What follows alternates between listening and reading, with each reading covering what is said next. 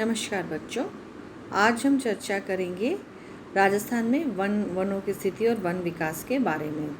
One स्थिति के बारे में जैसा कि हम जानते हैं, राजस्थान एक मरुस्थलीय प्रदेश है। तो राजस्थान में केवल 8% भूभाग में वन पाए जाते हैं।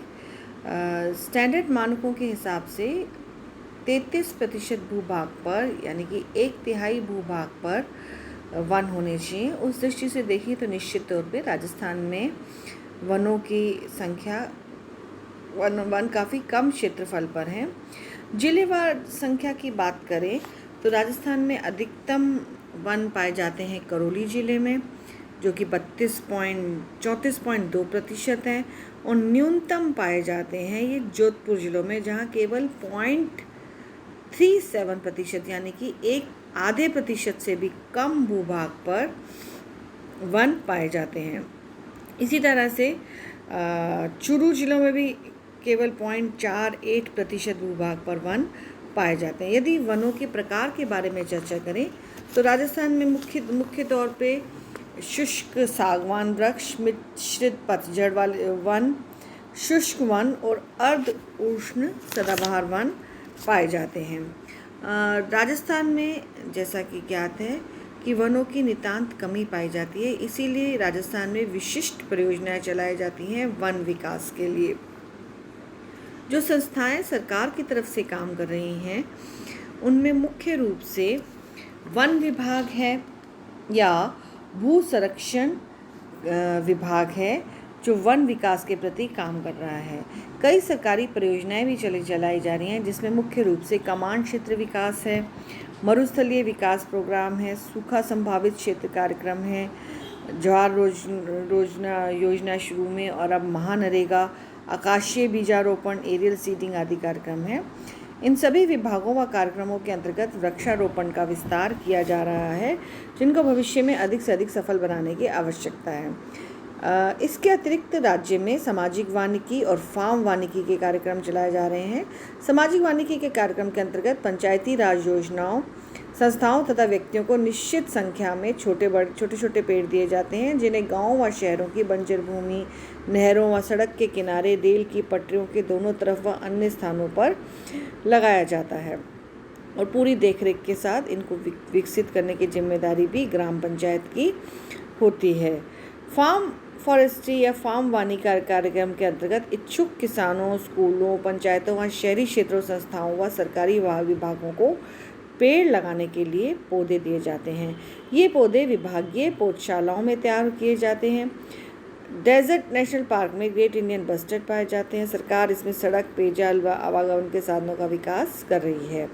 वानिकी कार्यक्रम के अंतर्गत प्रतिवर्ष एक निश्चित धनराशि के व्यय का प्रावधान सरकार करती है। 12वीं पंचवर्षीय योजना 2012-13 में वानिकी विकास के लिए 1617 करोड़ आवंटित किए गए। 2014-15 के लिए विभिन्न स्कीमों के लिए 728.5 करोड़ रुपए प्रस्तावित किए गए।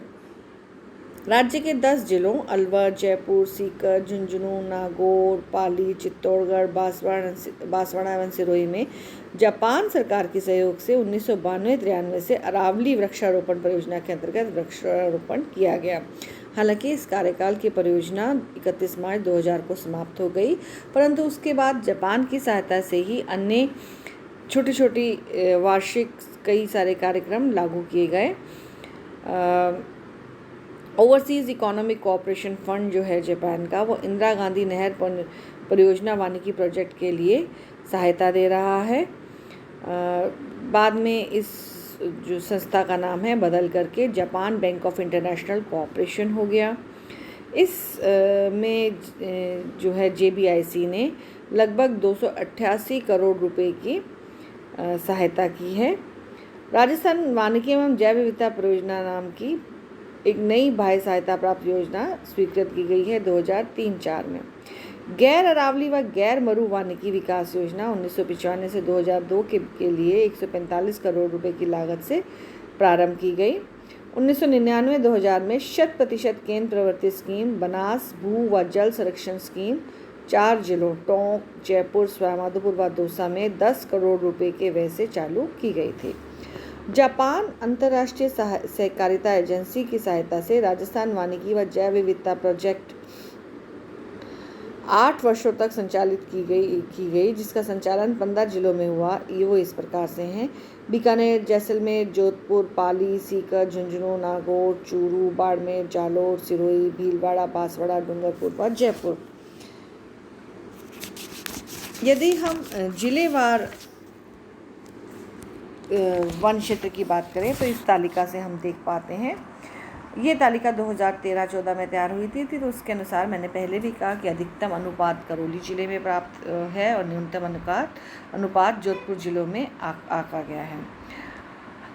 भारत योजनाओं की यदि हम चर्चा करें तो भारत सरकार द्वारा प्रारंभ की गई समन्वित ग्रामीण वानिकीकरण योजना के तहत 19 वन विकास एजेंसियां स्थापित गई हैं जो वन विकास व वानिकी के विभिन्न कार्यक्रम संचालित करती है। राज्य में 5,396 ग्राम वन संरक्षण व प्रबंध समितियां 8 लाख हेक्टेयर वन क्षेत्र का कार्य देख रही हैं। इसके अलावा यदि हम वन्य जीव सुरक्षा की बात करें, वाइल्ड लाइफ सेंचुरीज की बात करें तो राज्य में 3 राष्ट्रीय पार्क हैं, रणथंभौर, केवलादेव व मुकुंद्रा हिल्स। 1 राष्ट्रीय मरु उद्यान है जो कि जैसलमेर में स्थित है। 26 अभयारण्य तथा 33 बंद वन्य जीव क्षेत्र हैं। 3 राष्ट्रीय पार्क व 1 राष्ट्रीय मरु उद्यान निम्न प्रकार से हैं। रणथंभौर राष्ट्रीय उद्यान ये 389 वर्ग किलोमीटर में फैला बाघ का आवास क्षेत्र माना गया है। इसे शेरों की भूमि भी कहा जाता है। यहाँ पर गीदड़, लकड़बग्गा, हिरन, चिंकारा, नीलगाय आदि जानवर भी विचरण करते दिखाई देते हैं और यहाँ जो झीलें हैं उसमें मगरमच्छ व पक्षियों के झुंड भी मिलते हैं। केवलादेव नेशनल पार्क भरतपुर में है। यहाँ अनेक प्रकार के पक्षी पाए जाते हैं। मुख्य रूप से कई विदेशी पक्षी भी सर्दियों में आके यहाँ आवास करते हैं, जिसमें साइबेरियन जो सारस है वो मुख्य रूप से प्रसिद्ध है। कहीं कहीं शेर व चीते भी मिलते हैं। इसे यूनेस्को ने विश्व प्राकृतिक धरोहर का दर्जा दिया है। सांभर झील को भी विश्व धरोहर का दर्जा दिया गया है। अब राज्य में वैश्विक धरोहर मरु प्रदेशों की संख्या 2 हो गई है। मुकुंद्रा हिल्स राष्ट्रीय उद्यान दर्रा में इस राष्ट्रीय बाघ अभयारण्य की मंजूरी मार्च 2011 में हुई थी। इसका क्षेत्र कोटा व चित्तौड़गढ़ है। राष्ट्रीय मरु उद्यान डेजर्ट सेंचुरी जैसलमेर 1981 में स्थापित किया गया था। यहाँ के प्राकृतिक वातावरण में चिंकारा, रेगिस्तानी बिल्ली, लोमड़ी, खरगोश आदि पाए जाते हैं। यहाँ रंग बिरंगी चिड़ियाँ, शाही रेगिस्तानी मुर्गा, सारस व बस्टर्ड, गरुड़, बाज आदि पाए जाते हैं। मरुस्थल के बहुत भीतरी भाग में ग्रेट इंडियन बस्टर्ड अपनी वंशवृद्धि करता है। हालांकि ये नस्ल आजकल विलुप्ति की ओर है। उदयपुर के समीप विभिन्न स्थानों में कुछ जाने अनजाने विहार और स्थित हैं। इनमें वन्य पशु पक्षी पाए जाते हैं। कोटा नगर से 40 किलोमीटर दूर दर्रा वन्य अभयारण्य, अब इसे मुकुंद्रा हिल्स राष्ट्रीय उद्यान माना गया है। माउंट आबू अभयारण्य में भी कई प्रकार के वन्य जीव पाए जाते हैं। जोधपुर जिले के मचिया में एक सफारी पार्क व कई लघु मृग पार्क हैं। राज्य में 33 बंद वन्य जीव क्षेत्र हैं जिनकी देखरेख वन विभाग करता है। इस प्रकार राजस्थान प्रमुखतः मरुस्थलीय प्रदेश होते हुए भी वन प्राणियों के विहीन नहीं है। ये प्राणी प्रकृति की शोभा बढ़ाते हैं और पर्यावरण व परिवेश के संतुलन को बनाए रखने में मदद करते हैं, परंतु अभी भी बहुत कार्य इस क्षेत्र में करने की आवश्यकता है। धन्यवाद बच्चों।